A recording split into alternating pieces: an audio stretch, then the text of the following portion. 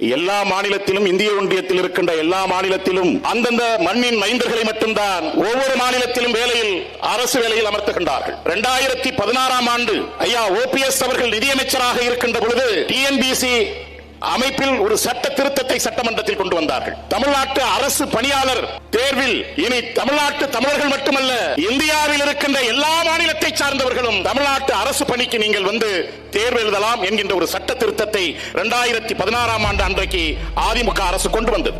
அதே ஆண்டில் நவம்பர் மாதம் அன்றைக்கு தேர்வு வாரியத்தின் ஆணையராக இருந்த விஜயகுமார் அவர்கள் இந்தியாவில் இருக்கின்ற அனைத்து மாநிலத்தை சார்ந்தவர்களும் TNBC தேர்வில் கலந்து கொள்ளலாம், அது மட்டுமல்ல இலங்கையை சார்ந்தவர், பங்களாதேசத்தை சார்ந்தவர், பாகிஸ்தானை சார்ந்தவர், நேபாளை சார்ந்தவர், பூட்டானை சார்ந்தவர், இப்படி பக்கத்தில் இருக்கின்ற அண்டை நாடுகளை சார்ந்தவர்களும் தமிழ்நாடு அரசு நடத்துகின்ற அரசு பணியாளர் தேர்வு வாரியத்தை நீங்கள் பங்கு பெற்று தேர்வு எழுதி வெற்றி பெற்று இங்கே அரசு அதிகாரிகளாக வரலாம் என்கின்ற ஒரு சட்டத்தை அன்றைக்கு கொண்டு வந்தார்கள்.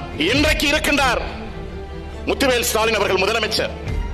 மத்திய அரசிடம் மண்டியிட மாட்டோம், தமிழ்நாட்டு உரிமையை நாங்கள் அடகு வைக்க மாட்டோம் என்று சொன்னவர் இன்றைக்கு ஒட்டுமொத்த தமிழ்நாட்டு உரிமையும் அடகு வைத்துவிட்டு சத்தமில்லாமல் இன்று வரை TNBC நடத்துகின்ற தேர்வில் இந்தியாவில் இருக்கின்ற எல்லோரும் எழுதலாம், அது மட்டுமல்ல நீங்கள் தமிழ் தெரியாவிட்டாலும் பரவாயில்லை, 2 ஆண்டுகள் கழித்து நீங்கள் தமிழை நீங்கள் கற்றுக்கொள்ளலாம் என்கின்ற சட்டத்தை அதிமுக கொண்டு வந்தது. இன்றைக்கு அதை திமுக நடைமுறைப்படுத்திக் கொண்டிருக்கின்றது.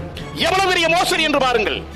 எதற்காக மொழியின் அடிப்படையில் 1956ஆம் ஆண்டு மொழிவழி மாநிலங்கள் எதற்காக பிரிக்கப்பட்டது? கேரள மாநிலம் கேரள மலையாளிகளுக்கென்றால், ஆந்திர மாநிலம் தெலுங்கருக்கென்றால், கன்னட மாநிலம் கன்னடக்கென்றால், தமிழ்நாடு தமிழருக்கென்று நாம் தமிழர் முழங்குகின்றது.